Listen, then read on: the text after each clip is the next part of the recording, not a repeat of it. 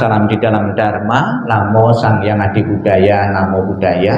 Namo Budaya. Keluarga besar almarhum Bapak Lodin Thomas Halik,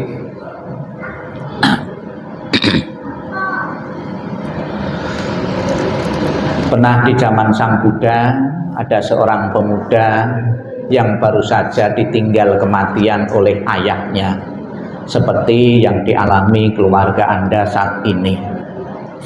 Sebagai anak yang berbakti kepada orang tua, dia menginginkan, dia berharap orang tuanya yang baru saja meninggal, ayahnya itu, masuk di alam surga, masuk di alam bahagia. Sudah menjadi hal yang wajar, keinginan yang wajar di antara umat manusia, hidup bahagia di dunia, mati masuk surga. Demikian pula si pemuda ini berharap arwahnya dari orang tuanya yang meninggal untuk segera terlahir di alam bahagia, alam surga. Kemudian dia menemui Sang Buddha, minta tolong kepada Sang Buddha. Sang Buddha, ayah saya baru saja meninggal, mohon dengan kekuatan apa agar ayah saja yang meninggal itu segera terlahir di alam surga atau masuk surga. Kemudian pemuda bersama Sang Buddha bersama pemuda ini mengajak pemuda ini di sebuah kolam sambil suruh membawa minyak dan batu. Ya. Kemudian setelah membawa minyak dan batu, Sang Buddha menyuruh pemuda ini untuk melempar batu yang dibawa tadi ke kolam, menuang minyak yang dibawa tadi ke kolam. Karena batu itu di kolam, ya, di air itu berat, batu langsung tenggelam. Kemudian karena minyak itu ringan, dituang di air, di kolam langsung terapung berada di permukaan air. Kemudian setelah melihat batu tenggelam dan minyak terapung di air, Sang Buddha menyuruh pemuda ini, sekarang pemuda, kamu mengundang rohaniwan-rohaniwan dari berbagai penjuru yang kamu kenal untuk datang ke sini untuk berdoa dengan cara masing-masing agar batu tadi yang tenggelam bisa terapung, agar minyak yang terapung bisa tenggelam. Kemudian pemuda ini mengatakan, sekalipun didoakan dengan cara apapun Sang Buddha, tidak mungkin terjadi. Batu yang berat akan terapung, minyak yang ringan akan tenggelam. Kenapa tidak mungkin? Karena sudah menjadi hukum alam Sang Buddha. Sesuatu yang berat akan tenggelam, sesuatu yang ringan akan terapung di permukaan air. Kemudian Sang Buddha menjelaskan, demikian pula pemuda, apabila orang tuamu, ayahmu semasa hidupnya melakukan perbuatan-perbuatan yang berat, perbuatan-perbuatan jahat, akan menenggelamkan ayahmu di alam-alam rendah, alam-alam bawah. Tapi apabila orang tuamu semasa hidupnya melakukan perbuatan-perbuatan yang ringan, perbuatan-perbuatan baik, akan mengangkatnya di alam bahagia, alam atas. Bapak Ibu saudara sekalian yang saya hormati, secara pasti orang tua Anda yang saat ini baru saja meninggal, terlahir di alam bawah atau di alam atas, kita tidak tahu secara pasti. Namun bagaimana kita sebagai anak yang pernah, ya, dirawat oleh beliau, ya, di tengah-tengah keluarga, bisa menolong orang tua kita seandainya terlahir di alam bawah? Apakah bisa? Jawabnya adalah bisa. Ilustrasinya, bagaimana agar batu yang berat tadi bisa berada di permukaan air? Bisa, yaitu ditaruh kapal atau ditaruh perahu. Itu secara otomatis, ya, batu tadi yang berat tadi berada permukaan air. Demikian pula yang kita lakukan. Dalam beberapa hari ini kita akan bersama-sama memanjatkan doa-doa. Ibaratnya kita membuat perahu-perahu, membuat kapal-kapal bagi orang tua kita. Seandainya orang tua kita berada di alam bawah. Syukur dan menjadi harapan kita semua, papa begitu meninggal langsung terlahir di alam surga bahagia, ya. Seseorang terlahir di alam bahagia atau alam penderitaan sangat tergantung dari perbuatan-perbuatan yang dilakukan seseorang semasa hidupnya. Di kalangan umat Buddha, Dhamma menjelaskan tentang sebab-sebab kematian seseorang agar mudah dipahami oleh khalayak rame, oleh masyarakat umum tentang sebab-sebab kematian ini. Sang Buddha menggunakan perumpamaan dengan pelita atau lilin. Matinya api lilin atau pelita itu karena 4 faktor. Demikian pula seseorang yang meninggal itu Sang Buddha melihat juga karena 4 faktor. Faktor yang pertama, api lilin atau pelita bisa mati karena habisnya minyak. Minyaknya habis, apinya mati. Yang kedua, sumbunya habis, itu minyak, apinya mati. Kemudian bareng, ya, minyak dan sumbu bersama-sama habis, apinya juga bisa mati. Kemudian yang keempat, faktor lain, misalnya tertiup angin. Sang Buddha ingin menjelaskan di dalam dhammanya menggunakan perumpamaan ini. Ada seseorang yang meninggal karena batas usia rata-rata manusia habis. Batas usia rata-rata manusia saat ini kurang lebih 70 sampai 75 tahun. Jadi kalau ada orang yang usianya meninggalnya lebih dari 75 tahun, itu sudah mendapatkan satu bonus, ya. Kemudian ada seseorang yang meninggal karena karmanya habis, ya, energinya habis, ya, itu seseorang juga bisa meninggal.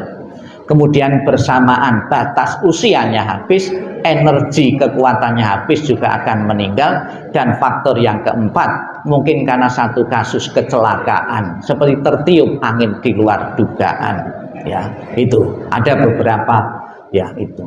Bagaimana cara untuk tumimbal lahir di alam-alam yang lain? Ada yang melalui rahim, ya, rahim dilahirkan. Apabila nanti almarhum masih kuat ikatan karmanya dengan keluarga ini, bisa masuk lagi menjadi cucu atau anak di antara salah satu anggota keluarga di sini. Ikatan masih kuat. Ada yang melalui telur, ada yang melalui kelembapan, ada yang spontan, dan bermacam-macam cara. Ya, seseorang bisa tumimbal lahir di alam-alam yang lain sesuai dengan perbuatan-perbuatan yang dilakukan semasa hidupnya. Kemudian juga di dalam Dhamma dijelaskan ada seseorang yang usianya itu pendek, ada usianya panjang. Di dalam Dharma tidak ada sesuatu karena kebetulan, semua berdasarkan hukum sebab dan akibat. Ada seseorang yang belum sempat lahir, masih dalam kandungan pun mati, usianya pendek. Ada matinya remaja, ada yang matinya sampai usia lanjut, sampai usia tua. Ini bukan kebetulan, namun ada sebab-sebab yang mendahului dalam banyak kelahiran dan kehidupan yang kita jalani ini. Seseorang yang semasa kehidupannya selalu menghargai kehidupan, dia tidak pernah membunuh, tidak pernah menyakiti kehidupan, dia akan berusia panjang. Semasa kehidupannya suka berdana makan, dia memberi penghidupan orang lain, dia pun akan berusia panjang. Dia suka berdana obat-obatan, dia suka membesuk orang sakit, memberi harapan-harapan orang untuk bisa hidup sehat, memotivasi orang untuk hidup sehat. Ini juga akan mendapatkan usia panjang. Maka di dalam Dhamma, di kalangan wihara-wihara kita sering melihat agar menghargai kehidupan kita dilatih untuk wangsen, menyelamatkan makhluk-makhluk dalam kondisi bahagia. Alangkah besarnya nilai kebajikan itu. Sebagai akibat dari kita menyelamatkan makhluk-makhluk hidup adalah kita akan memperoleh usia panjang. Bapak Ibu sekalian yang saya hormati, di sebelah peti jenazah kita melihat ada rumah-rumahan. Di samping ini sebagai tradisi, namun juga bisa diberi makna-makna yang baru. Sebagai anak yang berbakti, kita masih berpikir di alam sana orang tua kita tetap mempunyai tempat tinggal yang layak, bahkan lebih layak. Seandainya orang tua kita tinggal di sana langsung menempati rumah seperti ini, kita pun juga tidak mengkhawatirkan tentang nasib orang tua kita di alam sana. Agar orang tua di sana di kelahiran berikutnya itu mau bepergian, tidak mengalami kesulitan, dikirimi mobil-mobilan. Ada lagi dikirimi pesawat, dia pergi jauh lagi. Agar orang tua di alam sana, di alam berikutnya, orang tua kita tidak kecapean, dikirimi pembantu. Agar di alam sana orang tua kita tidak kesulitan atau tidak kekurangan uang, dikirimi uang-uangan. Ini adalah alam pikiran kita anak yang berbakti kepada orang tua kita yang telah berjasa membesarkan kita. Apakah akan menjadi kenyataan atau tidak orang tua kita setelah meninggal di alam sana mendapatkan fasilitas-fasilitas seperti yang kita kirimi ini? Tergantung dari beberapa faktor. Faktor yang sangat utama adalah timbunan kebaikan-kebaikan yang ditanam papa sendiri, orang tua Anda sendiri. Kalau semasa kehidupan di dunia ini orang tua suka berdana tempat ibadah, membangun tempat-tempat ibadah, langsung di alam sana pun, di alam surga pun langsung tercipta rumah yang megah dan mewah untuk orang tua Anda. Kalau di dunia ini suka berdana, beramal yang berkaitan dengan sarana transportasi, orang tua pun kita mendapatkan fasilitas-fasilitas kehidupan di sana seperti apa yang kita tanam dalam kehidupan saat ini. Kemudian juga rumah-rumah ini juga berfungsi agar orang tua kita yang telah meninggal tidak melekat lagi terhadap apa yang dipunyai di dunia ini. Rumahnya, sarana dan prasarana yang dimiliki sudah saya bawakan dengan dibakar, tidak melekat. Karena dengan kemelekatan arwah itu akan bergentayangan, melekat terhadap apa yang dipunyai. Kemudian juga rumah di sini agar dilihat saudara, dilihat anak-anak sebagai sebuah pesan. Anak-anak sepeninggalan dari orang tua hendaknya harus menghormati warisan dari orang tua kita, hasil jerih payah dari orang tua kita.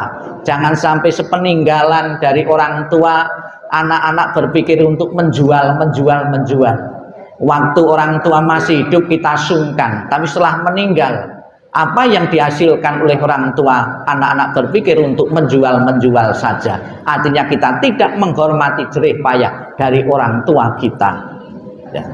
Kemudian juga di samping peti atau di depan peti jenazah kita lihat bermacam-macam sarana saji-sajian. Sekalipun ditempatkan di sini, disajikan di sini, dipersembahkan di sini, sampai besok pun juga tetap utuh, tidak berkurang, tidak tetel juga.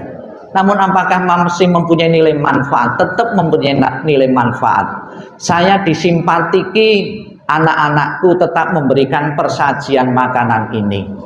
Saya diperhatikan dengan kondisi, diperhatikan, disimpatiki akan membentuk kondisi arwah itu memiliki kondisi bahagia. Kondisi bahagia yang dimiliki itulah akan menciptakan kondisi bahagia berikutnya, yaitu telahnya di alam-alam bahagia. Namun sebaliknya sepeninggalan orang tua, keluarga cuek, tidak memberikan doa, tidak memberikan saji-sajian sebagai sarana maupun sebagai simbol-simbol, itu juga akan mengkondisikan arwah itu mempunyai kondisi tidak bahagia. Kondisi tidak bahagia memungkinkan sekali untuk telahnya di alam-alam tidak bahagia. Semoga dengan terlaksananya doa dan penyediaan sarana-sarana ini sebagai alat bantu bakti yang hidup kepada yang telah meninggal, keluarga yang ditinggalkan merasa lega dan puas karena telah menunaikan kewajiban sebagai seorang yang berbakti, yaitu mempersembahkan melalui simbol-simbol ini. Dan juga tadi kita bersama-sama nenfok, memuji, mengagungkan, memuliakan nama besar Buddha Amitabha. Di dalam janjinya Buddha Amitabha mengatakan, barang siapa menyebut namaku, mengulang namaku dengan penuh keyakinan dan berharap untuk terlahir di alam surgaku, maka aku akan menjemput arwah itu dan menempatkan di alam surga bahagianya, surga Sukawati. Semoga menjadi harapan keluarga dan harapan kita, almarhum Bapak Lodin Thomas Halik menempati alam surga bahagia benar-benar menjadi kenyataan, dan keluarga yang ditinggalkan segera merelakan, mengikhlaskan kepergian almarhum menuju alam yang lain. Sadu, sadu, sadu.